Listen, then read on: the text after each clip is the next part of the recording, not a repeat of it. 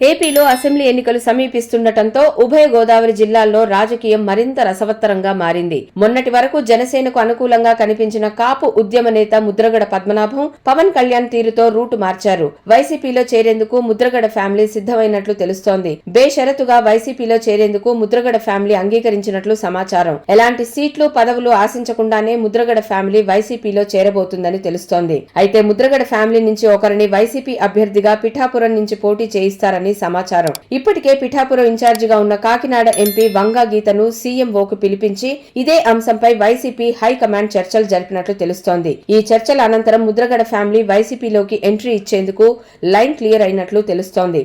మొన్నటి వరకు ముద్రగడ జనసేనలో చేరాలనుకున్నారు.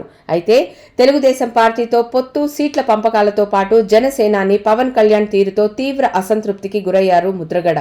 పార్టీలోకి ఆహ్వానించేందుకు ఇంటికి వస్తానని పలుమార్లు చెప్పిన జనసేనాని రాకపోవడంతో ముద్రగడ అవమానంగా భావించారు. ఇదే విషయమై ఇటీవల పవన్ కు ఘాటుగా లేఖ సైతం రాశారు.